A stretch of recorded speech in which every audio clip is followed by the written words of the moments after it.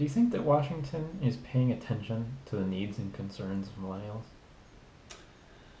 Well, Brian, this is Brian, the voice behind the camera, who is indeed a millennial.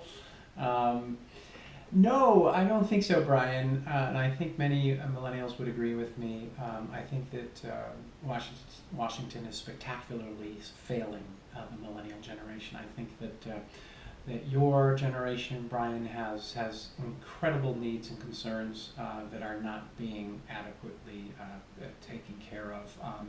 And these cross party lines, you know, not dealing with the issue of long-term debt. We have a $17 trillion long-term debt. Some people would say you can add another $50 trillion of unfunded liabilities like pension plans and so on. And that is something that you simply cannot deal with, and that any person of my generation or older should be, regardless of party, should be a primary concern, should be reducing our long-term debt. It is just inappropriate to pass that on to you. And a lot of that has to do with also balancing budgets. And so what we really need to do, in my opinion, is to right-size government. And so those things are going to be very tough to do, and we have to do it. It's going to take great political courage. Another aspect that I'm sure that most people in your generation are thinking about is a warming planet.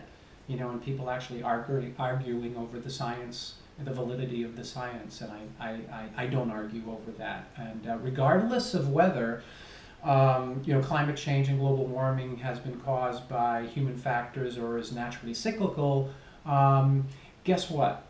I, for one, don't want to leave you a polluted planet. So I think it's pretty clear that we should be doing things to help clean up our planet. And one of those issues does relate to coal-fired power.